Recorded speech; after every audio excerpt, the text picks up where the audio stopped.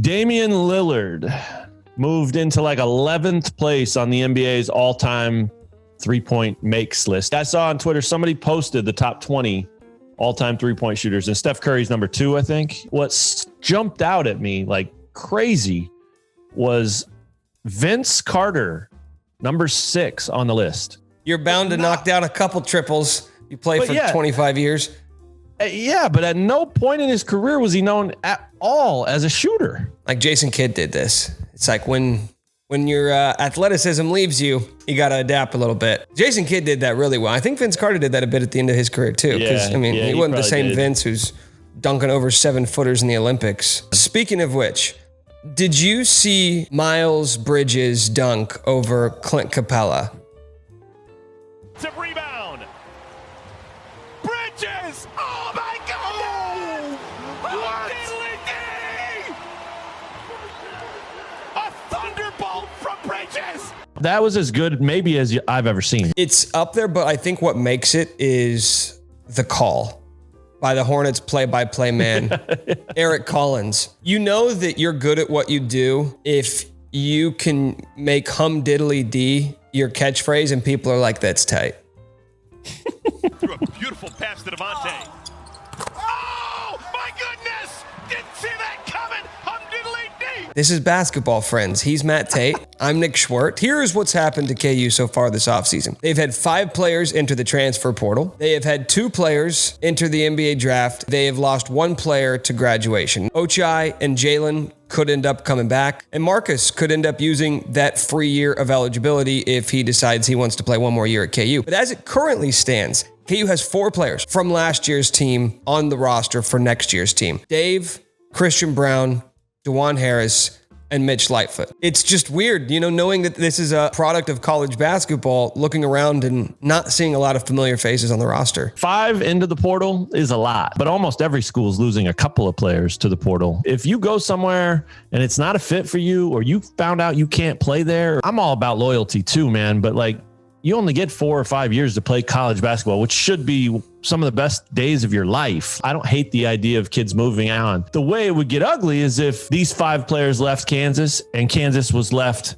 looking around with nowhere to go. But that's not the case. Kansas has an opportunity to fill all of those spots, potentially with better players even. I think when you look at it that way, you can really look at this thing as a win-win for both sides. So let's take a guy like Bryce Thompson, because he's, I think, the one guy who's entered the transfer portal from KU that a lot of fans were surprised with and sort of scratching their heads over. In a different year, let's go back 5 years ago, Bryce is unhappy at the spot that he's at. He would have 2 options. Either A, go pro, because you feel like that internal clock is ticking, and if you stick around in college for another year, then all of a sudden you're going to be old for your class. The flip side is that you could go transfer somewhere, but you'd have to sit out a year, which would put you even another year behind what your sort of internal timeline says. So you're choosing between 2 options, neither of which seem all that attractive to you.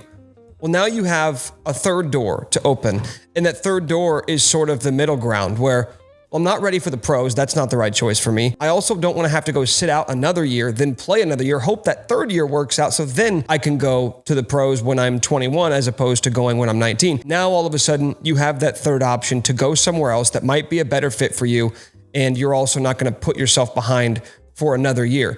You may not like the way it is, but it's really difficult to fault these guys for choosing that option when it's clearly the most attractive. Maybe you would rather see Tristan Enaruna pan out or see Bryce Thompson stick it out, but they also have to want to be here. And if they don't, then that's part of the equation too. So I think the fact that some of these programs that are going to add the Tyon Grant Fosters and the Tristan Enarunas and the Latrell Josells even, I mean, let's say Jethro ends up at Wichita State or Tyon ends up at Nebraska, right? I mean, they're getting the opportunity to say, well, this guy once was at Kansas.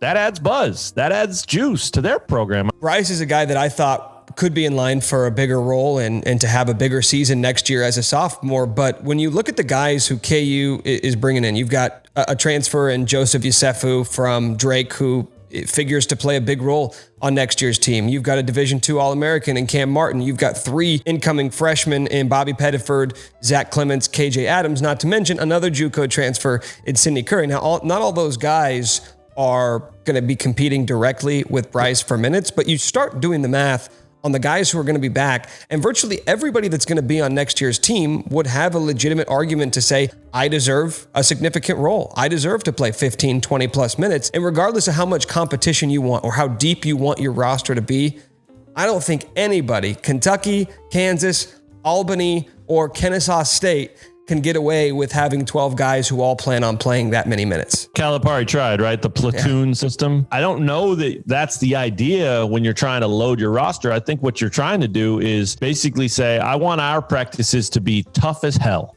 I want our practices to be light games. I want our practices to be our starters going against the team that can beat them 5 out of 10 times. And KU's close to putting that together right now. Now, a lot of things have to come together still.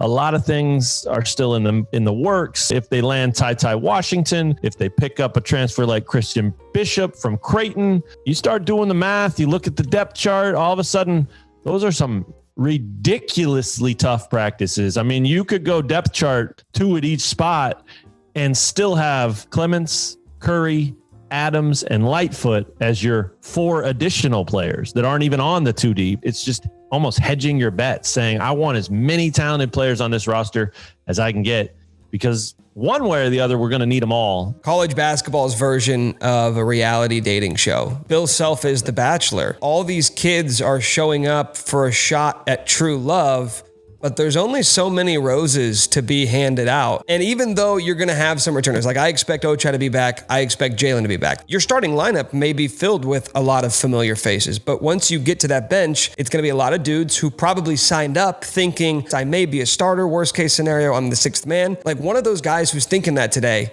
is going to end up on the outside of the rotation. And that is a byproduct of depth. That's a byproduct of competition. All these guys are confident and willing to bet on themselves, but they're not all going to get a rose from Bill Self, and they're not going to all end up falling in love. Well, it used to be a good thing too, right? Like that feeling, that vibe of I'm on the outside looking in used to push guys. Okay, well, I'll show you. I'm going to bust my ass and I'm going to work harder. Watch this. And then you'll have to play me. And now it's kind of becoming I guess I can go somewhere else. I would love, if it was my kid, I would love to tell you right here, right now, that my kid would be the one that's going to say, I'll show you. I'm going to work twice as hard and he'll have to play me.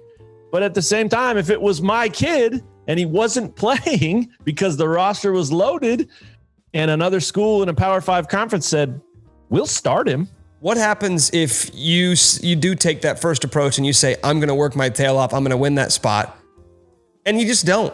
Exactly. And you're not good enough. And then all of a sudden you say, I just wasted another year sitting on the bench when I could have been playing 30 minutes a game somewhere else. I think the kids and the coaches have the ability to do the same thing with what's right for them and what's the best thing for their individual situation. For a kid, it's play minutes, get notoriety, get recognition, have fun.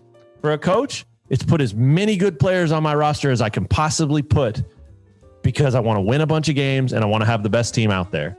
That's all we're seeing right now. Kids are trying to do what they have to do. Self's doing the exact same thing. John Calipari is sitting there thinking right now, watching this episode, shit, why didn't I think of that reality show idea?